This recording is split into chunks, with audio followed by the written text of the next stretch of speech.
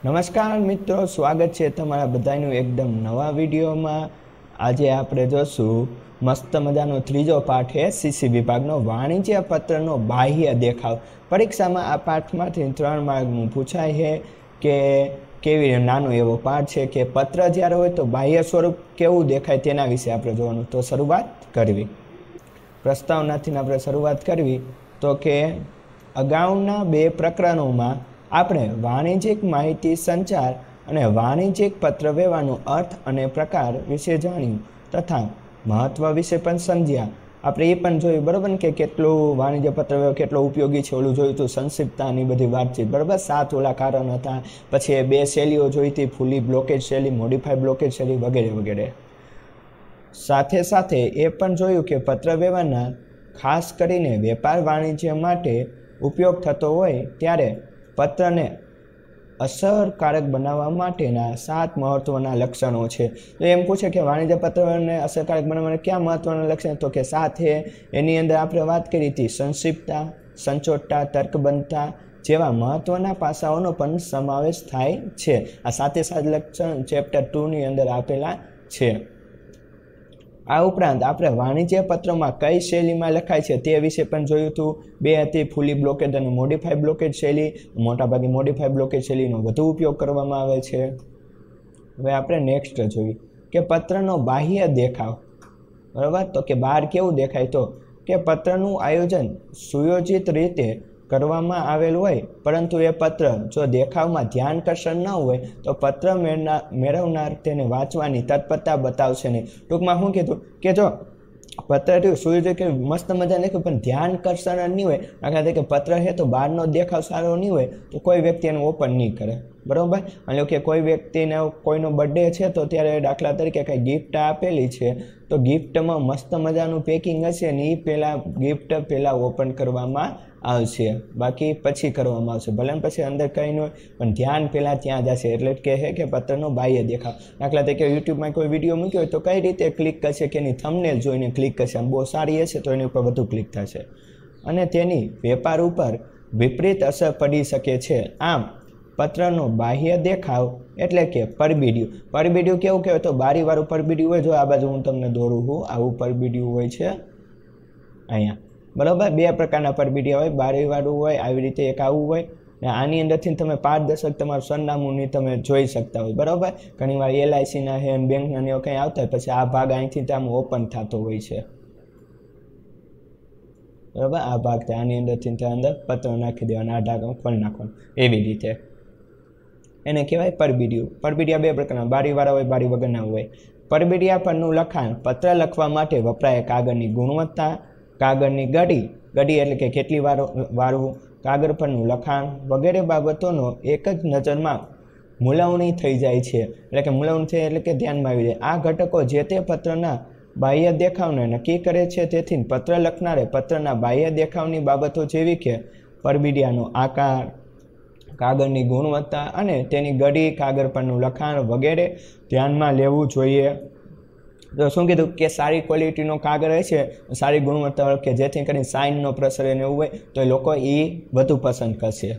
હવે જોયું કે પત્રને બાહ્ય દેખાવને આકર્ષક બનાવવાની બાબતો કઈ કઈ છે? તો પહેલું કીધું કાગળની પસંદગી, કે કયા પ્રકારનો કાગળ લેવો જોઈએ? તો કે જે કાગળ ઉપર પત્ર લખવામાં આવે છે તે કાગળના કદ, રંગ અને ગુણવત્તા એ ત્રણેય મહત્વની બાબત છે। જો એવો કાગળ નહીં લેવાનું કે અહીંયા તમે કંઈ લખો પાછળની સાઈડ છપાઈ જાય એવું બને, બરાબર। સામાન્ય રીતે આ કાગળ કદમાં A4 માપના હોય છે, બરાબર। કોઈ પણ પ્રિન્ટરની દુકાન તમે જોવો તો કોઈ પણ પ્રિન્ટ કાગળ હોય ને A4 સાઈઝના હોય છે। પ્રમાણસરનું માપ ધરાવતા આ કાગળમાં લખાણ વ્યવસ્થિત રીતે લખી શકાય છે।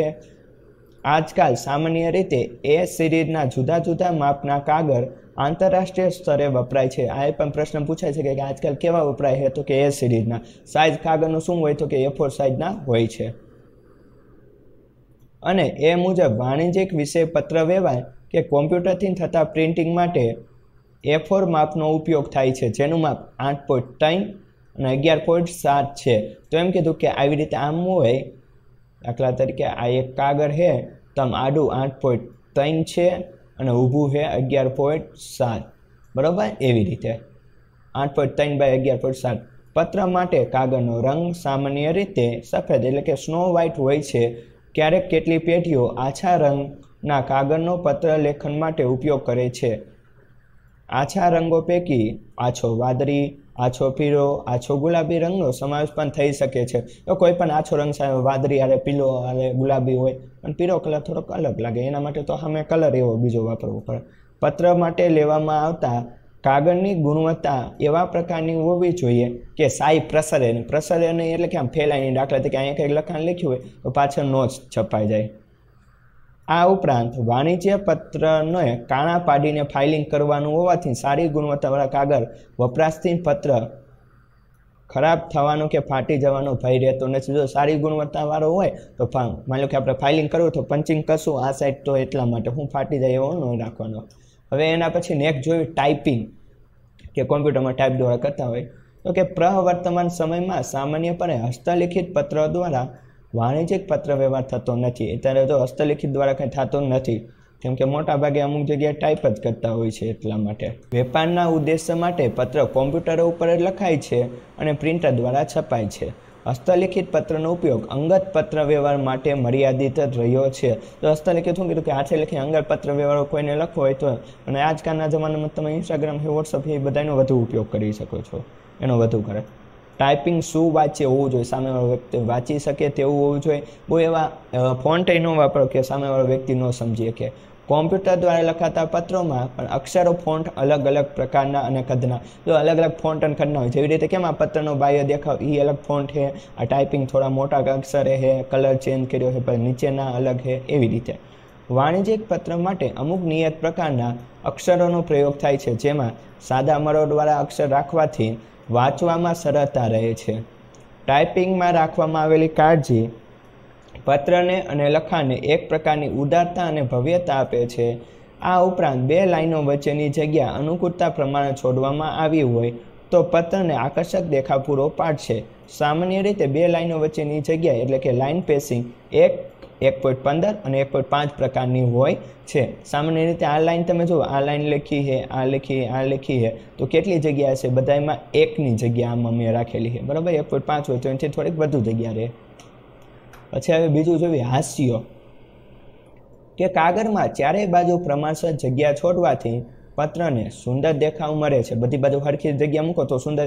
આ દાખલા તરીકે આમાં આપણે લખેલું તો જો આ બાજુ જગ્યા છે, ઉપરની સાઈડ જગ્યા છે, આ સાઈડ છે અને નીચેની સાઈડ જગ્યા છે, તો એવી રીતે સરખા ભાગને મૂક્યું હોય તો પણ સારું દેખાય. હાસ્યો ડાબી અને જમણી બાજુ રાખવામાં આવે છે. તે પૈકી જમણી બાજુનો પ્રમાણમાં ડાબી બાજુનો હાસ્યો પહોળો રાખવામાં આવે છે. સામાન્ય રીતે જમણી બાજુનો હાસ્યો 1 અને ડાબી બાજુનો હાસ્યો 1.5 ઇંચનો રાખવામાં આવે છે. વાણિજ્યિક પત્રોને ફાઇલ કરીને સાચવવાના હોય છે. ડાબી બાજુ કાણા પાડીને ફાઇલ કરવાનો હોય છે, તે બાજુ વધારે જગ્યા રાખવાની સાનુકૂળતા ડાબી સાઈડ, આ સાઈડ વધુ જગ્યા રાખવામાં આવે, કેમ કે ફાઇલ કરવી હોય તો આ સાઈડ વધુ જગ્યા રાખવામાં આવે. તે જ રીતે કાગળની ઉપર અને નીચે જગ્યા છોડવામાં આવે છે, તેનું પ્રમાણ પણ ડાબા અને જમણા હાંસિયા મુજબ જ હોય છે. ઉપર તરફ નીચેની સરખામણીએ થોડી વધુ જગ્યા છોડવામાં આવે છે, એટલે કે નીચે તરફ 1 ઇંચ જગ્યા છોડવામાં આવે તો ઉપર 1.5 ઇંચ જગ્યા છોડવામાં આવે છે. વળી કેટલાક પત્રમાં લેખકો ઉપર નીચે સરખા માત્રામાં જગ્યા છોડવાનું પસંદ કરે, ઉપર નીચે બધી બાજુ સરખી જગ્યા મૂકવામાં આવે છે. હવે ગડી કે સર, કે કાગળને કેટલી વાર આમ તમે વાળી શકો તેના વિશે. વાણિજ્યિક પત્રની કાગળ, ટાઈપિંગ, હાસ્યો વગેરે બાબતો વિશે કાળજી લેવામાં આવે છે, ત્યારે એ કાગળને ગડી કરીને પરબિડિયામાં મૂકતી વખતે એટલી જ કાળજી લેવી જરૂરી છે. એ માટે અનુરૂપ પરબિડિયું પસંદ કરવું જરૂરી છે. ધારો કે નાનું પરબિડિયું હોય અને કાગળની 3-4 વાર આડી કે ઊભી ગડી કરીને પરબિડિયમ સમાવવામાં આવે તો સમાય તો જશે, પરંતુ આવો પત્ર મેળવનારના મનમાં પત્ર લખનાર વિશે સારી છાપ ઊભી કરતો નથી. જો શા માટે? કેમ કે આમ પરાની વસ્તુ છે તે નાની સાઈડ એમાં પરાની બધી વસ્તુ નાખી દો તો આવી રીતે આમ પત્ર આમ પાથરો એવો થોડોક આમ ફૂલાઈ જાય એવો થઈ જાય. આથી કાગળની ગડી કઈ રીતે કરવી એ માટે સર્વસામાન્ય પ્રથા વિશે આપણે થોડુંક જાણી લઈએ. કાગળ જેની ઉપર પત્રનું લખાણ થયું છે તેને પરબિડિયામાં મૂકતા પહેલાં સામાન્ય રીતે વધુમાં વધુ 3 ગડી આપી શકાય છે, 3 ભાગ કરી નખાય, બરાબર. એકવાર આવી રીતે વાળો, પછી આમ વાળો. સૌથી પહેલાં હાંસિયા જેટલી જગ્યા આવરી લેતી ઊભી ગળી આપવી જોઈએ. હાંસિયા જેટલી જગ્યા હોય એટલું પહેલાં ઊભી વાળવાનું. ત્યારબાદ પરબીડિયાના કદ પ્રમાણે આડી 2 ગળી આપી, પછી આવી રીતે માડો 2 ભાગવા.